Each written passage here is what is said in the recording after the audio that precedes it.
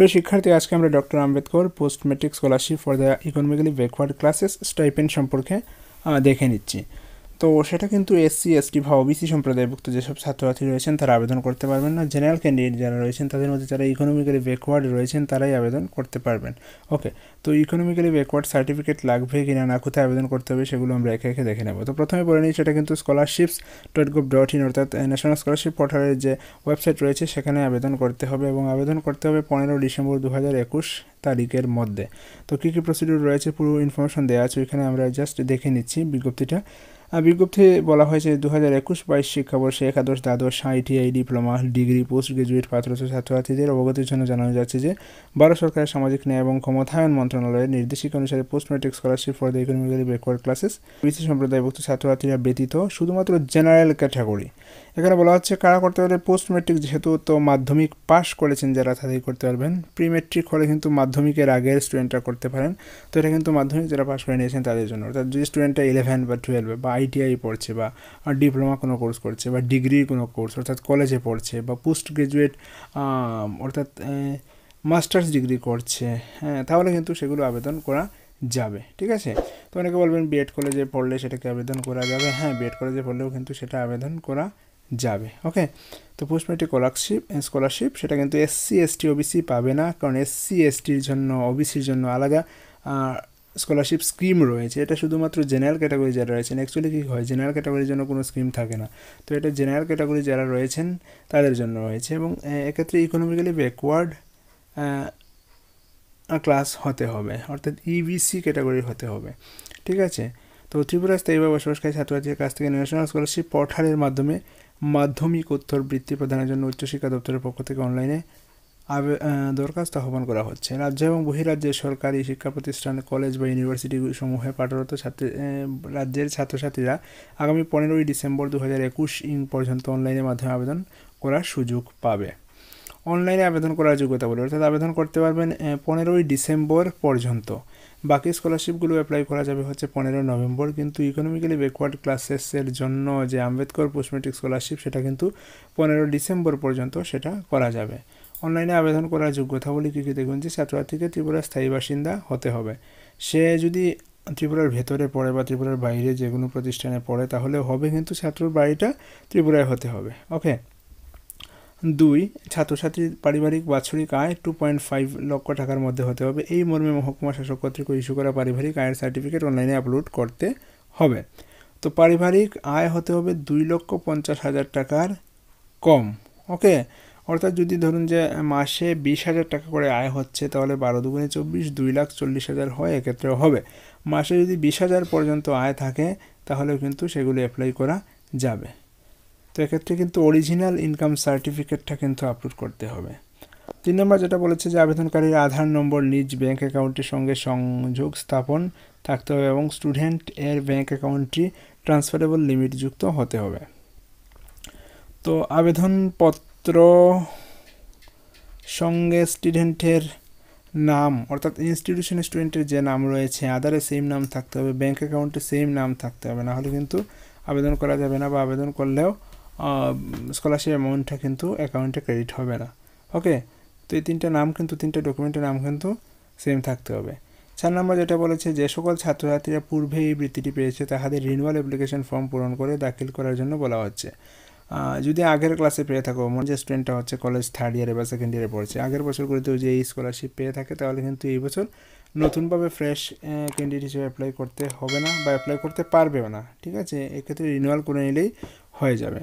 5 নম্বর যেটা বলছে যে আবেদনকারী সরকারি শিক্ষা প্রতিষ্ঠানে বা ইউনিভার্সিটিতে পাঠরত হতে হবে। বেসরকারি শিক্ষা প্রতিষ্ঠানের ছাত্রছাত্রীরা এই প্রকল্পে বৃত্তি পাওয়ার জন্য বিবেচিত হবে না। সরকারি শিক্ষা প্রতিষ্ঠানে যদি পাঠরত হয় ছাত্রছাত্রী তবেই সেই স্কলারশিপটা পাবে, অন্যথায় সেই স্কলারশিপটা পাবে না, এলিজিবল বলে ধরা হবে না। পরে যে ইনস্ট্রাকশনগুলো দেওয়া হয়েছে, ছাত্রছাত্রীদের আবেদনপত্র প্রতিষ্ঠানের অধ্যক্ষ কর্তৃক 27 ডিসেম্বর 2021 এর মধ্যে অনলাইনে ভেরিফিকেশন করাতে হবে। তো সেটা স্টুডেন্টের কাজ নয়, যেসব ইনস্টিটিউশনে ছাত্রছাত্রীরা পাঠরত রয়েছে 15 ডিসেম্বর পর্যন্ত আবেদন করতে পারবে, কিন্তু 27 ডিসেম্বরের মধ্যে সেগুলো ইনস্টিটিউশন লেভেল ভেরিফিকেশন হয়ে যেতে হবে, না হলে কিন্তু হবে না। বিজ্ঞপ্তিটি কলেজের অধ্যক্ষকে ছাত্রছাত্রীর গোচরে দিতে হবে। অনলাইনে ফর্ম ফিল আপ করার পরে আবেদনপত্রের প্রিন্ট কপি ডাউনলোড করে রাজ্য পাঠরতদের নিজস্ব শিক্ষা প্রতিষ্ঠানে জমা দিতে হবে এবং পরবর্তীকালে নির্ধারিত তারিখের মধ্যে শিক্ষা প্রতিষ্ঠান কর্তৃক উক্ত দরখাস্তগুলি উচ্চশিক্ষা দপ্তরে জমা দিতে হবে। অর্থাৎ ছাত্রছাত্রীরা অনলাইনে আবেদন করার পর ফর্মের প্রিন্ট আউট নিয়ে উপযুক্ত ডকুমেন্ট সহ স্কুলগুলো বা কলেজগুলো বা ইউনিভার্সিটিগুলোতে জমা করতে হবে, ঠিক আছে। সার্টিফিকেট দেবে, সেই বোনাফাইডের ছবি লাগিয়ে স্কুল থেকে বা কলেজ থেকে বা ইউনিভার্সিটি যেখানেই পাঠরত হন না কেন সেখান থেকে সই করার পর সেটা আপলোড করতে হবে এবং পরবর্তীতে ফর্মগুলো ফিল আপ করার পর আবেদন করার পর একটা ফর্মের প্রিন্ট আউট দেবে। সেই প্রিন্ট আউট নিয়ে উপযুক্ত ডকুমেন্ট সহ অর্থাৎ আয়ের প্রমাণপত্র, ব্যাংকের অ্যাকাউন্ট, আধার, এইগুলো সহ কিন্তু ইনস্টিটিউশনে আবার জমা দিতে হবে। তারপর ইনস্টিটিউট থেকে সেগুলোকে দপ্তরে পাঠানো হবে, ঠিক আছে। তো সেটা স্টুডেন্টের কাজ নয়, সেটা হচ্ছে ইনস্টিটিউশনগুলোর কাজ। মনে রাখবেন আবেদন করতে পারবেন হচ্ছে 15 ডিসেম্বর পর্যন্ত এবং ইনস্টিটিউশন লেভেল ভেরিফিকেশন হয়ে যেতে হবে 27 ডিসেম্বর পর্যন্ত, সেগুলো বলা হচ্ছে। তো আবেদন করার সময় কি কি তথ্য দিতে হবে বা কী কী ডকুমেন্ট প্রয়োজন রয়েছে সেগুলো দেখুন। যে প্রথম হচ্ছে আধার নাম্বার থাকতে হবে, 2 নম্বর হচ্ছে স্টুডেন্টের নিজস্ব স্টেট ব্যাংক অ্যাকাউন্ট পাসবুক থাকতে হবে। আচ্ছা, এখানে যে কোনো ব্যাংক হলেই হয়, কিন্তু এখানে মেনশন করে দেওয়া আছে স্টেট ব্যাংক অ্যাকাউন্ট। তো স্টেট ব্যাংক অ্যাকাউন্ট বলে দিলেও কিন্তু আপনি চাইলে কিন্তু অন্য ব্যাংকে যদি অ্যাকাউন্ট থাকে তাহলে সেটা দিয়েও কিন্তু করতে পারবেন, এটা কোনো ম্যান্ডেটরি নয় যে স্টেট ব্যাংকের অ্যাকাউন্ট থাকতে হবে। ওকে, 3 নম্বর যেটা বলছে যে ব্যাংক ব্রাঞ্চের IFS কোড দিতে হবে, সেটা তো অবশ্যই লাগবে।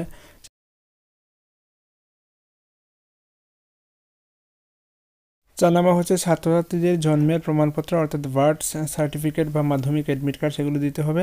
5 নম্বর মোবাইল নাম্বার অবশ্যই দিতে হবে। আর একটা কথা বলে রাখি, আপনি যে মোবাইল নাম্বার দিয়ে অ্যাপ্লাই করবেন অ্যাটলিস্ট স্কলারশিপ এর টাকা পাওয়ার আগ পর্যন্ত কিন্তু সেই মোবাইল নাম্বারটা রাখতে হবে, ওই সিমটা রাখতে হবে, বাঁচিয়ে রাখতে হবে। কারণ কি, পরবর্তী যদি আপনি আবার রিনিউল করেন বা কোনো সময় কোনো কিছু চেঞ্জ করতে হয়, আপনার অ্যাপ্লিকেশন হয়তো ডিফেক্ট করা হলো কোনো পর্যায়ে, তারপর আবার যখন আপনাকে পাঠানো হবে সেগুলো কিন্তু মোবাইল নাম্বার লাগবে। তাছাড়া রিনিউয়াল করতে গেলেও মোবাইলে OTP আসবে, যে কোনো ধরনের মডিফিকেশনের ক্ষেত্রে কিন্তু মোবাইলে OTP আসবে। তো যে মোবাইল নাম্বার দেবেন সেটা কিন্তু যত্ন করে রেখে দেবেন, আর ID পাসওয়ার্ড যেটা পাবেন সেটাও যত্ন করে রেখে দেবেন। ওকে, 6 নম্বর বলছে ত্রিপুরা স্থায়ী বসবাসের প্রমাণপত্র অর্থাৎ PRTC দিতে হবে। 7 নম্বর ইনকাম সার্টিফিকেট SDM থেকে অরিজিনাল দিতে হবে।